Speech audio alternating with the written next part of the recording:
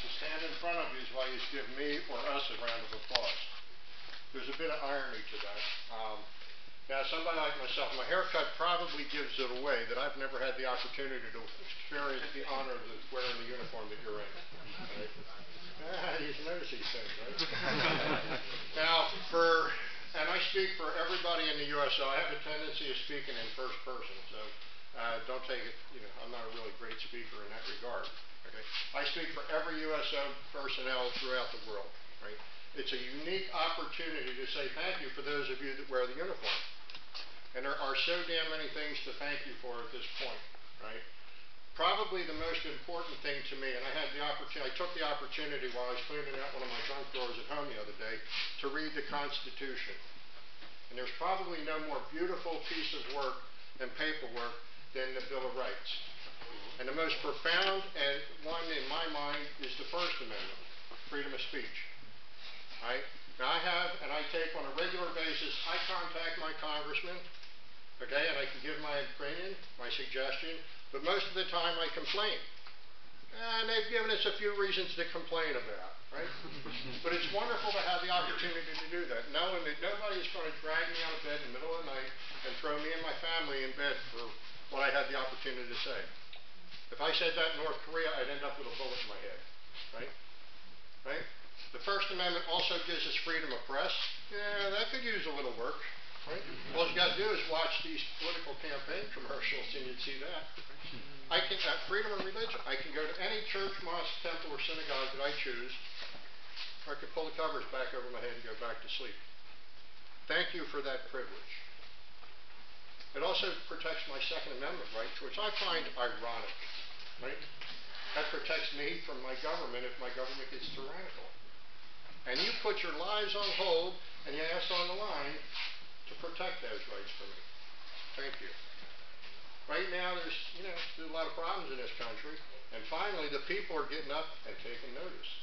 Now, we can all complain about our political leaders, right? But before we do that, we have to look each other in the eye and look each other in the mirror because it's a government of the people, by the people, and for the people. The people have been sitting back on their butts doing very little. Well, now we're woke up, right?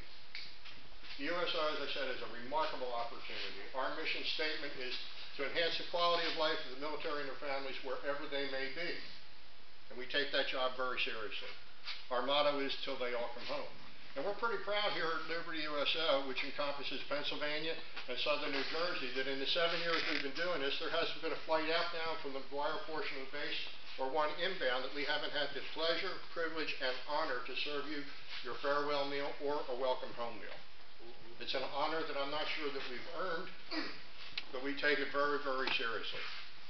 There's a couple other things that I'd like to take the time to thank you for as well.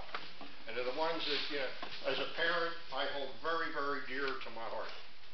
Now, I've seen a few of you put your hands up when MJ had said about the United Through Reading program. While you're forward deployed, some of you are going to have the opportunity to miss seeing your kid being born or take those first 2 steps. Or maybe you're not going to be able to tell your sister or your daughter how pretty she looks going to the senior prom. Now, as a parent, you only get to do that first time once. And a lot of you are going to sacrifice that. And from the bottom of my heart, I thank you for that. Right? But I'd like to take the time, too, to remind, to express my gratitude to your families. Now, I'm a parent. And the most terrifying thing that I ever had to experience was giving my daughter Nicole the keys to the car for the first time. And that got his mom's car. Now, the whole time you're forward deployed, your families are going to be wondering whether they're going to get a knock on the door by 2 people in a dress uniform giving them bad news. Before you deploy, and while you're forward, take the time to thank them for that sacrifice.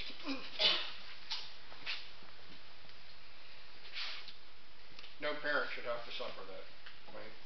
And he's volunteered that. He's volunteered to protect us, everything that we hold dear as an American citizen.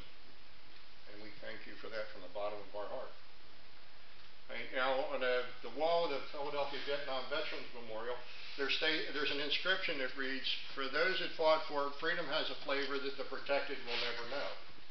And that's something that each and every one of us ought to read or remember every day. Now, while you're forward deployed, this is a personal request from me. There may be people in your unit, okay, it might be you, might be somebody else in your unit, that's not getting mail, not getting care packages. Please make us aware of that, because I would hate like hell to think that any soldier, while they were deployed forward, would think that nobody cared, right? That would be a very lonely feeling, and I would hate like hell to see any of them have to experience that. I could talk for all day. Ask my wife, she'll tell you. I could talk years off a dead man, right?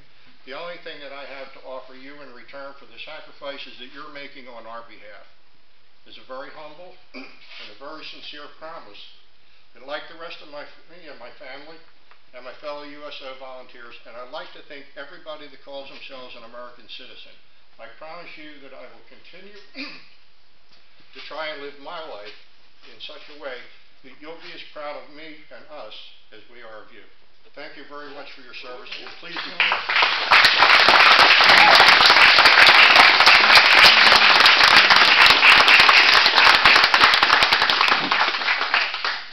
Now we need to do an order of business here. Doc, I need that first.